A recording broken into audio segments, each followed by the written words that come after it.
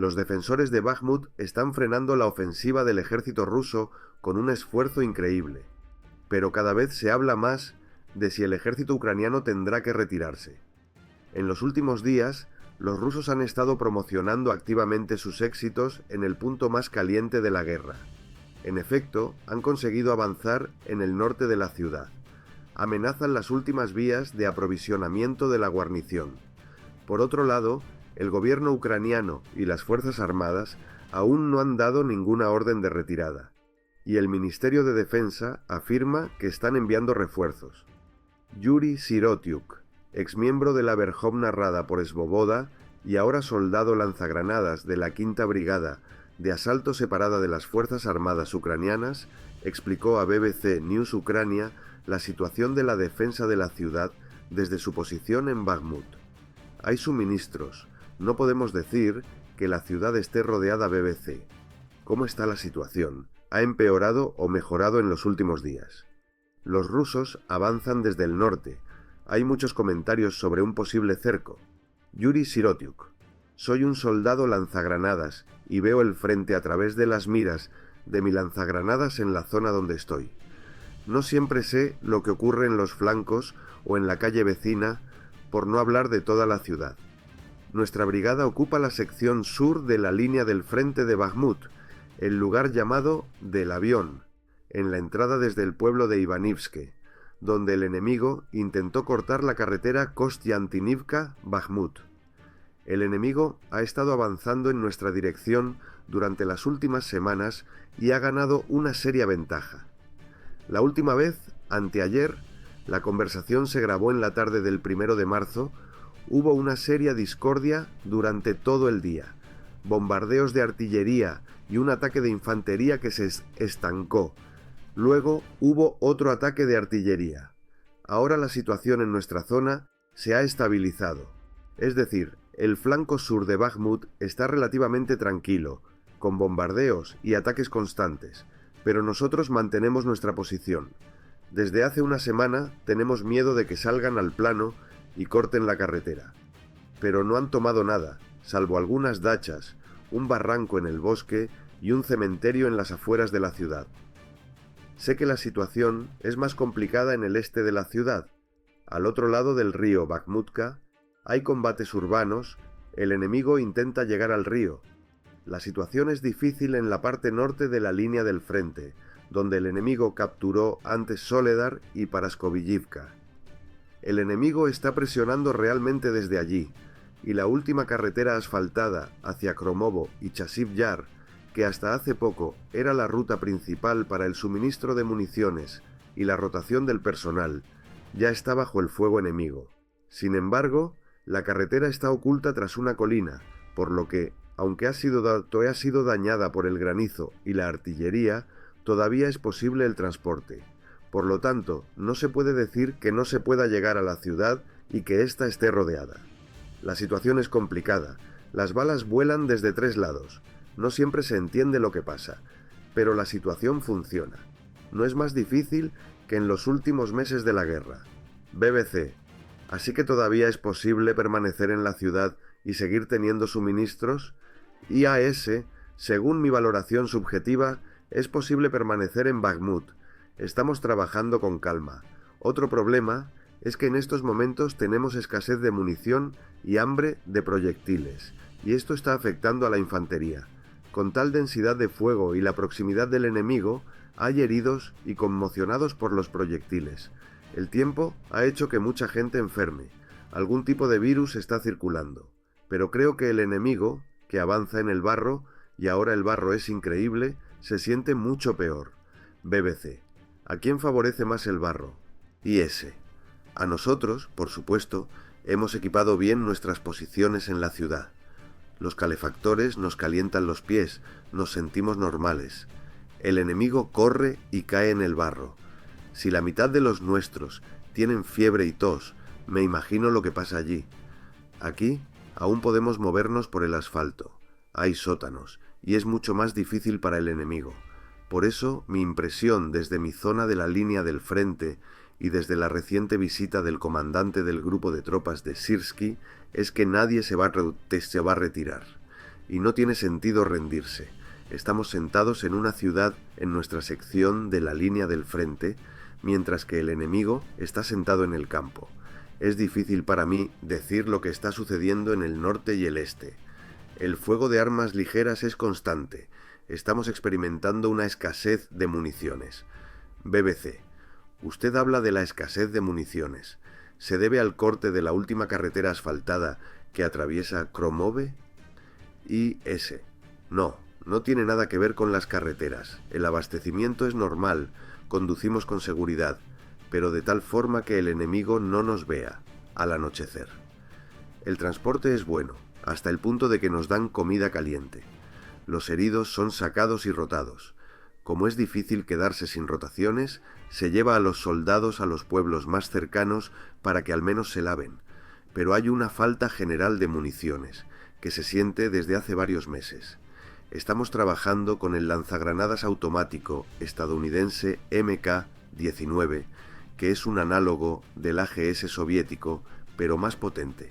Mientras que en verano, durante la batalla por Mayorsk, disparábamos una media de 300 granadas al día, ahora podemos disparar 30 al día. Guardamos todas las granadas. El uso de nuestros lanzagranadas nos permite aislar al enemigo de la línea del frente y crear un eje de fuego.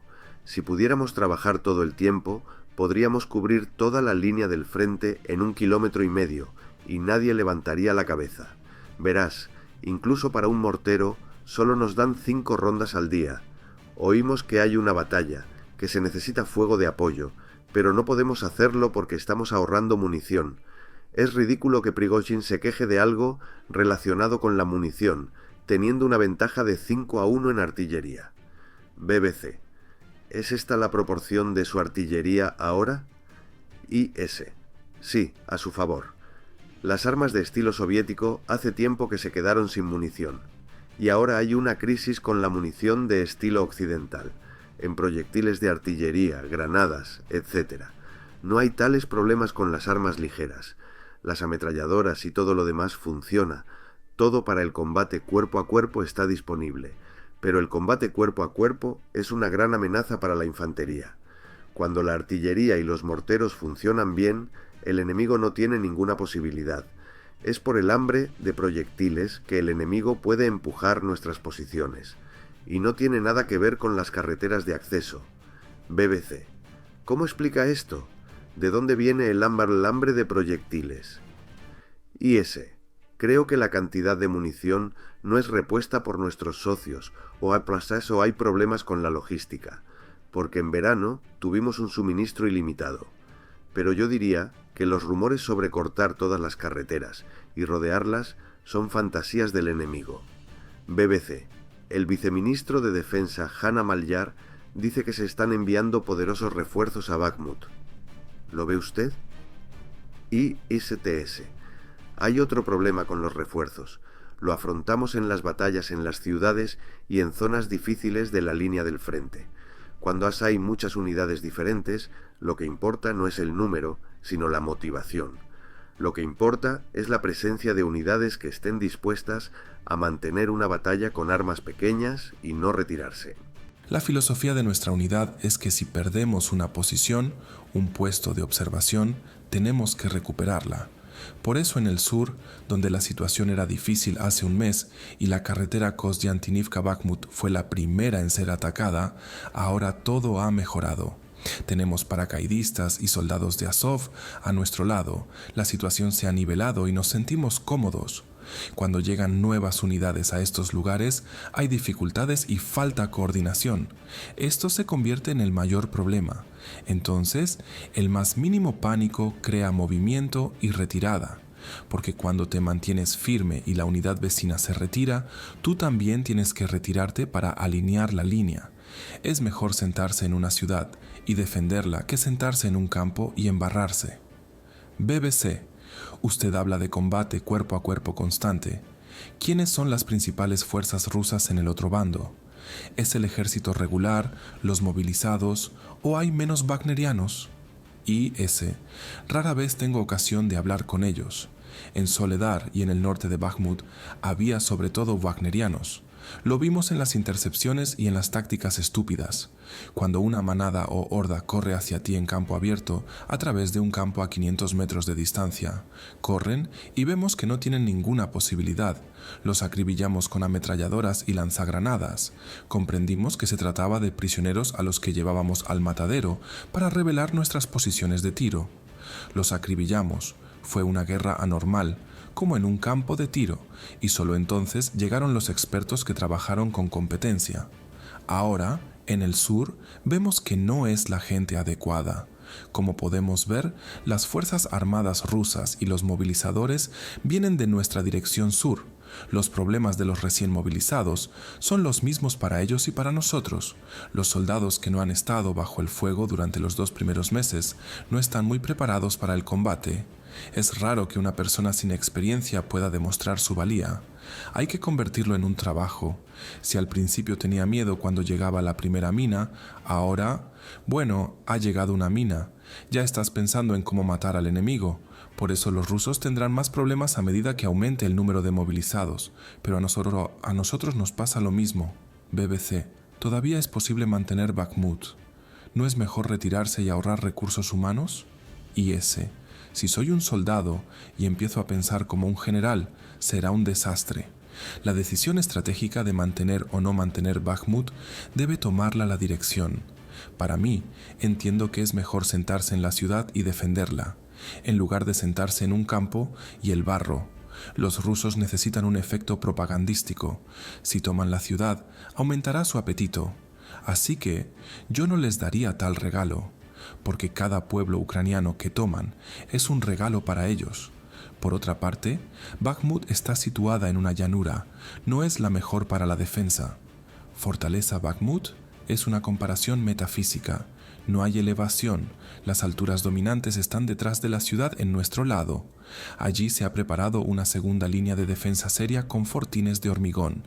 No sé cómo avanzarán los rusos, será difícil. Así que hay 2 posiciones aquí, y la decisión depende de los líderes. Pero por ahora, podemos aguantar. Tenemos municiones y mano de obra llegando. Podemos aguantar Bakhmut.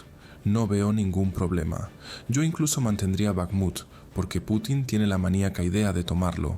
Solo está destruyendo tontamente mano de obra que puede utilizar en otro lugar. En lugar de marchar sobre Kiev, Kharkiv o Sumy, está destruyendo impíamente su potencial ofensivo con Bakhmut. Esta es la función de la ciudad en este sentido. Por supuesto, nos preocupa el flanco norte, la carretera a Kromove, porque sí, todavía es transitable, la usamos. Pero si se acercan y empiezan a dispararnos, habrá problemas. Pero ahora mi sensación como soldado es que podemos mantener Bakhmut por ahora, y no hay necesidad de darle a Putin ningún regalo. Además, si más adelante vamos a contraatacar en Donbass, Bakhmut es un lugar muy bueno para una contraofensiva. 30 kilómetros más adelante está Debaltseve, un punto clave de comunicación entre Donetsk y Luhansk. Desde aquí podemos cortar rápidamente el grupo enemigo. Desde aquí se puede ir a Lysychansk y a la derecha se puede amenazar Horlivka. Por lo tanto, si existe la idea de contraatacar en algún momento, yo mantendría Bakhmut. También tenemos que entender que mantener la ciudad y retomarla significan diferentes niveles de pérdidas. Si tomamos la decisión táctica de retirarnos de Bakhmut y tomar posiciones preparadas en las alturas dominantes detrás de Bakhmut, podremos destruir al enemigo como en el billar. Nos sentaríamos en las colinas y los destruiríamos. Pero si quisiéramos retomar Bakhmut más tarde, tendríamos que sufrir grandes bajas. Por lo tanto, si las fuerzas armadas ucranianas planean recuperar Donbass, no pueden entregar las ciudades, ya que será muy difícil retomarlas. Los rusos están perdiendo 3 veces más que nosotros, BBC. ¿Cuáles son sus impresiones ahora? ¿Cómo se comparan las pérdidas de las fuerzas armadas ucranianas y las de los rusos? IS. Los rusos tienen muchas veces más. Hemos perdido pequeños puestos de observación. Por nuestra parte había 7 heridos y prisioneros, y por parte de ellos había 20 cadáveres. Las pérdidas fueron aproximadamente de 3 a 1. Si no hubiera habido bombardeos, nuestras pérdidas habrían sido aún menores. Si la artillería y los morteros no funcionan, la infantería sufre. BBC, ¿es posible que se estén reservando para la ofensiva? IS, tenemos que reservar gente para la ofensiva. La guerra no la ganan los leopardos, sino la gente motivada. La principal tarea es mantener al ejército muy motivado y a la sociedad solidaria. En Ucrania tenemos esto último. Contamos con el apoyo de la sociedad. Pero hay otra cosa: mantener la capacidad de combate del ejército. Si nuestros dirigentes toman decisiones como los rusos, guardando tanques y artillería y lanzando hombres a la batalla, un ejército así no durará mucho. Estamos recibiendo más equipamiento. Antes luchábamos solo con camionetas y ahora el número de equipos extranjeros ha aumentado significativamente, pero no hay suficiente munición para ellos. En Bakhmut por fin trabajé con un vehículo blindado extranjero. En la torreta va montado un lanzagranadas, se conduce hasta la posición con seguridad, se dispara y se regresa sin peligro, pero sin proyectiles es inútil. No quiero pensar que alguien está arriesgando mi vida para ahorrar para una contraofensiva. Creo que la situación es tal que los principales suministros llegarán más tarde y hemos utilizado más de lo previsto.